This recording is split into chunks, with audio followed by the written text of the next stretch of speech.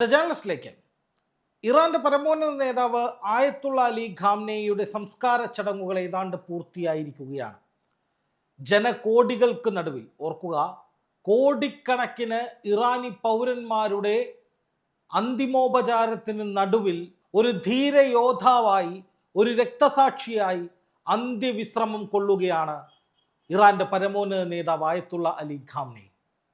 അവിടെ തടിച്ചുകൂടിയ ജനകോടികൾ എന്ന് പറയുന്നത് അമേരിക്കയ്ക്കും ഇസ്രായേലിനുമുള്ള ശക്തമായ വെല്ലുവിളി മുഴക്കിക്കൊണ്ട്, അല്ലെങ്കിൽ പ്രതികാരത്തിന് സജ്ജരാണ് എന്ന് മനസ്സിൽ ശപഥം ചെയ്തുകൊണ്ട് വന്നവരാണ് എന്നാണ് വിവിധ വാർത്തകൾ സൂചിപ്പിക്കുന്നത്.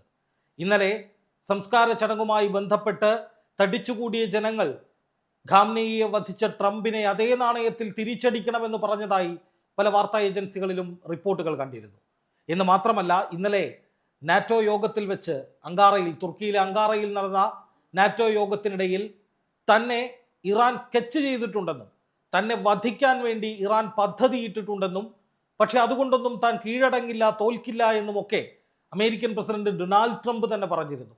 അതായത് ഇറാന്റെ ഭാഗത്തു നിന്നുള്ള പ്രതികാരം ട്രംപിനെ വധിക്കുന്നത് വരെ എത്തിയേക്കാമെന്ന് ട്രംപ് പോലും കണക്ക് കൂട്ടുന്ന അവസ്ഥയിലാണ് ഇറാന്റെ പ്രതികാരാഗ്നി എന്നത് നമ്മൾ ആദ്യം തിരിച്ചറിയണം. ഇപ്പോൾ കഴിഞ്ഞ കുറച്ച് ദിവസങ്ങളായി അമേരിക്ക ഇറാന് നേരെ ശക്തമായ ആക്രമണങ്ങൾ നടത്തുന്നുണ്ട്. ഇറാന്റെ സൈനിക കേന്ദ്രങ്ങൾ തകർക്കുന്നു, മിസൈൽ കേന്ദ്രങ്ങൾ തകർക്കുന്നു, ആയുധ കേന്ദ്രങ്ങൾക്ക് നേരെ ആക്രമണങ്ങൾ നടത്തുന്നു, ദ്വീപുകൾക്ക് നേരെ ആക്രമണങ്ങൾ ഉണ്ടാകുന്നു. ഖാർഗ് ദ്വീപ് ഇറാന്റെ ഏറ്റവും പ്രധാനപ്പെട്ട ദ്വീപ് സമൂഹമാണ്. ഖാർഗ് ദ്വീപ് പിടിച്ചെടുത്ത് ഇറാന്റെ ഊർജ മേഖല മുഴുവൻ കൈയടക്കുമെന്ന് ട്രംപ് വെല്ലുവിളിക്കുന്നു. ഇപ്പോൾ ബുഷഹർ ആണവ നിലയത്തിലേക്ക്, അതായത് ഇറാന്റെ ഏറ്റവും പ്രധാനപ്പെട്ട ആണവ കേന്ദ്രമാണ്, മുമ്പ് ഇസ്രായേൽ അവിടേക്ക് ഒരു ആക്രമണം നടത്തിയിട്ടുണ്ട്. അന്ന് ട്രംപ് ഇസ്രായേലിനോട് പറഞ്ഞതിന് മേലാൽ ഇറാന്റെ ആണവ കേന്ദ്രങ്ങളിലേക്ക് ആക്രമണങ്ങൾ നടത്തരുത് എന്നായിരുന്നു. പക്ഷെ മുമ്പ് ഇസ്രായേൽ ചെയ്തതൊക്കെയും ഇപ്പോൾ ട്രംപ് ആവർത്തിക്കുന്ന കാഴ്ചയാണ് കാണാൻ സാധിക്കുന്നത്. അതായത് ബുഷഹർ ആണവ നിലയത്തിലേക്ക് അമേരിക്കയുടെ നേതൃത്വത്തിൽ ഒരു വലിയ ആക്രമണം ഉണ്ടായി എന്നുള്ളത് ഇപ്പോൾ അന്താരാഷ്ട്ര മാധ്യമങ്ങൾ വ്യക്തമാക്കുകയാണ്. അതായത് ഇറാനെ എത്രയൊക്കെ പ്രകോപിപ്പിക്കാൻ കഴിയുമോ, ഇറാനെ എത്രയൊക്കെ വെല്ലുവിളിക്കാൻ കഴിയുമോ, ഇറാന് നേരെ ഏതൊക്കെ തരത്തിൽ ആക്രമണം നടത്താൻ കഴിയുമോ അതൊക്കെ ചെയ്യുകയാണ് അമേരിക്ക എന്നതാണ് ഇതിൽ നിന്ന് നമ്മൾ വ്യക്തമാക്കേണ്ട ഏറ്റവും പ്രധാനപ്പെട്ട കാര്യം. ഇന്നലെ അർദ്ധരാത്രി അമേരിക്കൻ പ്രസിഡന്റ് ഡൊണാൾഡ് ട്രംപ് പറഞ്ഞതനുസരിച്ച് ഒരു വലിയ ആക്രമണം ഉണ്ടാകും എന്ന് പറഞ്ഞു. ഏതാണ്ട് അതിന് സമാനമായി ചില ആക്രമണങ്ങൾ, അത്രയും രൂക്ഷമായ ആക്രമണങ്ങളൊന്നും അല്ലെങ്കിൽ പോലും ഇറാന് വലിയ നാശനഷ്ടങ്ങൾ ഉണ്ടാക്കുന്ന വിധത്തിലേക്ക് ആ ആക്രമണങ്ങൾ മാറി എന്നാണ് പല വാർത്താ ഏജൻസികളും റിപ്പോർട്ട് ചെയ്യുന്നത്. അപ്പോൾ ട്രംപ് പറഞ്ഞാൽ എല്ലാം വെറുതെ ആയിരുന്നു എന്ന കാലം മാറിയിരിക്കുന്നു. ട്രംപ് എന്തൊക്കെയോ തീരുമാനിച്ചുറപ്പിച്ച് രണ്ടും കൽപ്പിച്ച് രംഗത്തിറങ്ങുന്ന സാഹചര്യം ഉണ്ടായിരിക്കുന്നു. അതുകൊണ്ട് തന്നെ ഇനി പൊടുന്നനെ ഒരു യുദ്ധവിരാമം ഉണ്ടാകുമെന്നോ ഒരു പുതിയ കരാർ രംഗത്ത് വരുമെന്നോ കരുതുക വയ്യ. അതായത് ഇറാന് നേരെ ഒരു ഘട്ടം വരെയെങ്കിലും ട്രംപിൻ്റെ നേതൃത്വത്തിൽ നിർണായകമായ ആക്രമണങ്ങൾക്ക് സാധ്യതയുണ്ട്. പക്ഷേ ഇറാനാണ് ഇവിടെ ഞെട്ടിക്കാൻ പോകുന്നത് എന്നുള്ളതാണ് ഇനി നമ്മൾ കാണേണ്ട ഏറ്റവും പ്രധാനപ്പെട്ട വസ്തുത. അപ്പം കഴിഞ്ഞ 2 ദിവസമായി ഇറാനിലേക്ക് അമേരിക്ക ആക്രമണം നടത്തുമ്പോൾ ഇറാൻ കുറേയൊക്കെ പ്രതിരോധാവസ്ഥയിലായിരുന്നു. തിരിച്ചടി ഉണ്ടായിട്ടുണ്ട്, വലിയ തിരിച്ചടി അമേരിക്കയ്ക്ക് കൊടുത്തിട്ടുണ്ട്. 80ഓളം അമേരിക്കൻ സൈനിക കേന്ദ്രങ്ങളിലേക്ക് ആക്രമണം നടത്തി, 85ഓളം കേന്ദ്രങ്ങളിലേക്ക് ആക്രമണം നടത്തി എന്നൊക്കെ ഇറാൻ അവകാശവാദം ഉന്നയിച്ചിരുന്നു. പക്ഷേ അപ്പോഴും മുമ്പ് നമ്മൾ കണ്ടതുപോലെയുള്ളൊരു വലിയ പ്രത്യാക്രമണം ഇറാന്റെ ഭാഗത്ത് നിന്നുണ്ടായിരുന്നില്ല. അതിന് കാരണം എന്താണ്? അവരുടെ പരമോന്നത നേതാവ് ആയത്തുള്ള അലി ഖാംനെയുടെ സംസ്കാര ചടങ്ങ് നടക്കുകയാണ്. ഇറാനികളെ സംബന്ധിച്ച്, ഇറാൻ ഭരണകൂടത്തെ സംബന്ധിച്ച്, ഇറാന്റെ പ്രസിഡന്റിനെ സംബന്ധിച്ച്, IRGCയെ സംബന്ധിച്ച് ഇതൊക്കെ വളരെയധികം വൈകാരികമായിട്ടുള്ള കാര്യമാണ്.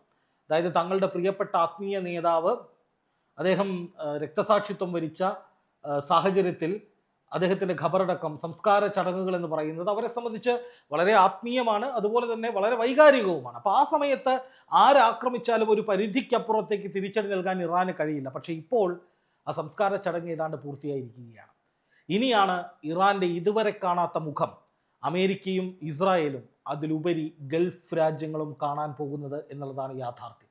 അതായത് ഇത്രയും കാലം ഗൾഫ് രാജ്യങ്ങൾക്ക് നേരെ വലിയ ആക്രമണങ്ങളൊന്നും ഇറാൻ നടത്താത്തത് ഖത്തറുമായൊക്കെ ഒരു സൗഹൃദത്തിന് ഇറാൻ താല്പര്യപ്പെടുന്നു എന്നുള്ളത് കൊണ്ടാണ്. ഖത്തറിലെ സൈനിക കേന്ദ്രങ്ങളിലേക്ക്, അമേരിക്കൻ സൈനിക കേന്ദ്രങ്ങളിലേക്ക് ഇറാൻ ആക്രമണം നടത്തുന്നുണ്ട്. പക്ഷെ അപ്പോഴും ഖത്തറുമായൊരു സൗഹൃദ രാജ്യം എന്ന നിലയിൽ ഒന്നിച്ചു പോകാനായിട്ട് ഇറാൻ താല്പര്യം പ്രകടിപ്പിച്ചിരുന്നു. സൗദിയായി പോലും ചില വികസന പദ്ധതികൾ, ഭാവി പരിപാടികളൊക്കെ ഇറാൻ പദ്ധതിയിട്ടിരുന്നു. പക്ഷേ അതിൻ്റെ കടക്കൽ കത്തിവെക്കുന്ന വിധത്തിലാണ് ഇറാൻ്റെ ഉപരോധങ്ങൾ നീക്കുമെന്ന് പറഞ്ഞിട്ട് അമേരിക്ക ആ ഉപരോധങ്ങളൊന്നും നീക്കാതെ ഇറാനെ കബളിപ്പിച്ചത്. ഇറാൻ അത് വ്യക്തമായി പറയുന്നുണ്ട്. അതായത് ആദ്യ ദിവസം അമേരിക്ക ഇറാൻ്റെ നേരെ ആക്രമണം നടത്തുമ്പോൾ പറഞ്ഞത് കപ്പലുകൾ തകർത്തു, ഹോർമുസ് കടലിടുക്കിലെ കപ്പലുകൾ ഇറാൻ തകർത്തത് കൊണ്ടാണ് ഈ ആക്രമണം നടത്തിയതെന്നാണ്. പക്ഷേ ആ കപ്പലുകൾ തകർത്തത് ഞങ്ങളാണ് എന്ന് ഇതുവരെ ഇറാൻ പറഞ്ഞിട്ടില്ല. ഇറാൻ അല്ല എന്നതിൻ്റെ തെളിവുകളും പുറത്തു വന്നിട്ടില്ല. പക്ഷേ ഇറാൻ ആണ് എന്നതിന് തെളിവുകളൊന്നും അമേരിക്കയുടെ പക്കലില്ല. പക്ഷേ അവിടെ ഇസ്രായേൽ ഏതെങ്കിലും തരത്തിലൊരു ഗൂഢാലോചന നടത്തി ആ കപ്പലുകൾ തകർത്ത് അതിൻ്റെ കുറ്റം ഇറാൻ്റെ തലയിലിട്ട് ഈ വെടിനിർത്തൽ കരാർ ഇല്ലാതാക്കാൻ വേണ്ടിയിട്ടുള്ള ശ്രമം നടത്തിയതാണോ എന്ന ചോദ്യം വളരെ വളരെ വളരെ ശക്തമായി ഉയരുന്ന സാഹചര്യമാണുള്ളത്. ആ ഘട്ടത്തിൽ തന്നെയാണ് ഇപ്പോൾ ഇറാൻ തിരിച്ചടിക്കാൻ ഒരുങ്ങുന്നു. അതായത് അറബ് രാജ്യങ്ങൾക്ക് നേരെ, അറബ് രാജ്യങ്ങളിലെ അമേരിക്കൻ സൈനിക കേന്ദ്രങ്ങൾക്ക് നേരെ ഇന്ന് അർദ്ധരാത്രിക്ക് ശേഷം അതിശക്തമായ ആക്രമണങ്ങൾ ഉണ്ടാകും എന്നതിൻ്റെ സൂചനകളാണ് പുറത്തു വരുന്നത്. ഇപ്പോൾ തന്നെ ചില തിരിച്ചടികൾ ഇറാൻ നൽകിയതായി ചില സൂചനകൾ പുറത്തു വരുന്നുണ്ട്. ഗൾഫ് രാജ്യങ്ങളിലൊക്കെ അലർട്ട് നൽകുന്നുണ്ട് എന്ന വാർത്തകൾ ചില വാർത്താ ഏജൻസികൾ സൂചനകളായി പുറത്തുവിടുന്നുണ്ട്. അതുകൊണ്ട് തന്നെ ബുർജ് ഖലീഫ അടക്കമുള്ള, ഈ കഴിഞ്ഞ മണിക്കൂറിൽ വന്ന ഒരു പോസ്റ്റാണ്, ബുർജ് ഖലീഫ അടക്കമുള്ള ഗൾഫ് മേഖലയിലെ പ്രധാനപ്പെട്ട നിർമ്മിതികളിലേക്കും അതുപോലെ എണ്ണപ്പാടങ്ങളിലേക്കുമൊക്കെ ഇനി ഇറാൻ ആക്രമിക്കാനുള്ള സാധ്യതയുണ്ട് എന്നാണ് ഉയരുന്ന വിലയിരുത്തൽ. കാരണം എന്താണെന്നറിയോ, ഇറാൻ്റെ ബുഷഹർ ആണവ നിലയത്തിലേക്ക് അടക്കം ഇപ്പോൾ ആക്രമണം ഉണ്ടായിരിക്കുകയാണ്.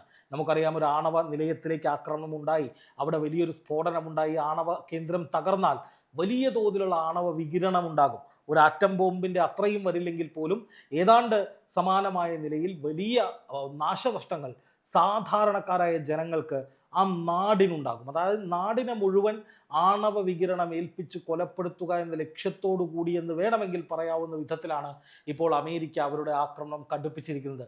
ഇത് ഇത്രയും നാൾ അമേരിക്ക എടുക്കാത്തൊരു സ്ട്രാറ്റജിയാണ്. ഈ സ്ട്രാറ്റജി എന്ന് പറയുന്നത് ഇത്രയും നാൾ സ്വീകരിച്ചിരുന്നത് അത് ഇസ്രായേലായിരുന്നു. എങ്ങനെയും ഇറാനെ തകർക്കുക, ഇറാനിലെ സാധാരണക്കാരെ കൊല്ലുക, ഇറാനിലെ ആണവ കേന്ദ്രങ്ങൾ തകർക്കുക, ഇറാൻ്റെ എണ്ണപ്പാടങ്ങൾ തകർക്കുക, ഇറാൻ്റെ കുടിവെള്ള സ്രോതസ്സുകൾ ഇല്ലാതാക്കുക, അങ്ങനെ പരമാവധി ജനങ്ങളെ, സാധാരണക്കാരെ വല്ലാത്ത രീതിയിൽ ബുദ്ധിമുട്ടിച്ച് ആ നാടിനെ തന്നെ ഇല്ലാതാക്കുന്ന വിധത്തിലുള്ള നീക്കങ്ങൾക്കൊക്കെ ചുക്കാൻ പിടിച്ചിരുന്നത് ഇസ്രായേലായിരുന്നു. അമേരിക്ക പലപ്പോഴും അതിനെ വിലക്കിയിട്ടുണ്ട്. പക്ഷേ ഇപ്പോൾ ഇസ്രായേൽ എന്തൊക്കെയാണോ പറഞ്ഞത്, അല്ലെങ്കിൽ ഇസ്രായേൽ ഏത് നിലയ്ക്കാണോ യുദ്ധത്തെ കൈകാര്യം ചെയ്യാൻ തീരുമാനിച്ചത്, ആ രീതിയിലേക്ക് അമേരിക്ക തന്നെ മുന്നിട്ടിറങ്ങുന്ന കാഴ്ചയാണ് കാണുന്നത്. അതിൻ്റെ അർത്ഥമെന്ന് പറയുന്നത് ഇനി അങ്ങോട്ട് തീവ്രമായ, ഇതുവരെ കാണാത്ത ഇറാൻ്റെ പ്രതികാരമുഖമായിരിക്കും കാണാൻ പോകുന്നത്.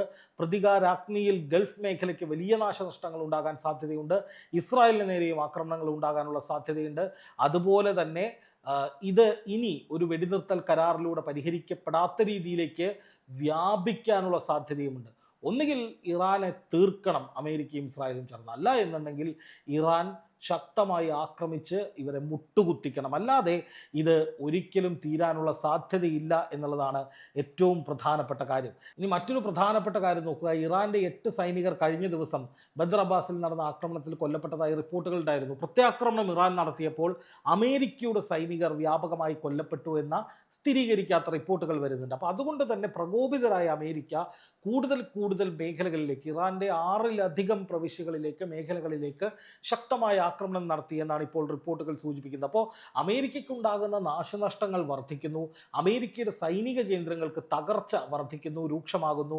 അങ്ങനെ അമേരിക്ക കൂടുതൽ പ്രകോപിതരാകുന്നു. അതിൻ്റെ ഫലമായിട്ട് കൂടുതൽ യുദ്ധ രീതികളിലേക്ക്, കടുത്ത ആക്രമണ മുറകളിലേക്ക് അമേരിക്ക കടക്കുന്നു എന്നുള്ളതാണ് ഇപ്പോൾ മനസ്സിലാക്കുന്ന ഏറ്റവും പ്രധാനപ്പെട്ട കാര്യം. എന്തായാലും പ്രവാസികളെ സംബന്ധിച്ച് വലിയ ഭീഷണി തന്നെയാണെന്ന കാര്യത്തിൽ സംശയമില്ല. കാരണം എപ്പോഴും ഇറാൻ പറഞ്ഞിട്ടുണ്ട്, ഞങ്ങൾക്ക് നേരെ അമേരിക്ക ആക്രമണം നടത്തിയാൽ അമേരിക്കയുടെ സൈനിക കേന്ദ്രങ്ങൾക്ക് നേരെ ഞങ്ങൾ ആക്രമണം നടത്തുമെന്ന്. അമേരിക്കയുടെ സൈനിക കേന്ദ്രങ്ങൾ ഗൾഫ് മേഖലയിലാണ്. സ്വാഭാവികമായും ആക്രമണങ്ങൾ ഉണ്ടാകുമ്പോൾ അതിൻ്റെ തിക്തഫലങ്ങൾ പ്രവാസികളായ മലയാളികൾ, ഇന്ത്യക്കാരൊക്കെ അനുഭവിക്കേണ്ടി വരും. ആ നിലയിലേക്ക് യുദ്ധം വീണ്ടും രൂക്ഷമാക്കുന്നത് അമേരിക്കയുടെ പൊടുന്നനെയുള്ള ഇടപെടലാണ്.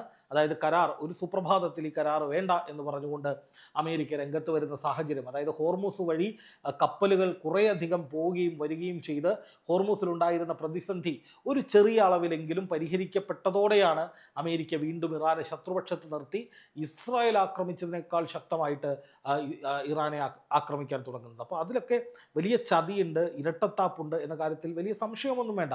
എന്തായാലും ഇപ്പോൾ ഈ ആയത്തുള്ള അലി ഖാംനെയ്ക്ക് അദ്ദേഹത്തിൻ്റെ സംസ്കാരത്തിന് ശേഷം ഇറാനിൽ വീണ്ടും അടിയന്തരമായി യോഗങ്ങൾ ചേരും. ആ യോഗങ്ങളിൽ മുജ്തബ ഖാംനെയി അടക്കമുള്ളവർ പങ്കെടുക്കുമെന്നാണ് അറിയാൻ കഴിയുന്നത്. എന്ന് മാത്രമല്ല, ഇറാൻ്റെ IRGCയും ഇറാൻ പാർലമെൻറ്റ് സ്പീക്കറും അടക്കമുള്ള പല ഉന്നതരും അതിരൂക്ഷമായി തന്നെ തിരിച്ചടിക്കണമെന്ന് ശപഥമെടുത്തിട്ടുണ്ട്. അതുകൊണ്ട് തന്നെ ഗൾഫ് മേഖലയിലേക്കും അമേരിക്കൻ സൈനിക കേന്ദ്രങ്ങളിലേക്കും ഒരു പക്ഷേ ഇസ്രായേലിലേക്കുമൊക്കെ വലിയ ആക്രമണങ്ങൾ സമീപ മണിക്കൂറുകളിൽ ഉണ്ടാകുമെന്ന ഭീതി തന്നെയാണ് നിലനിൽക്കുന്നത്.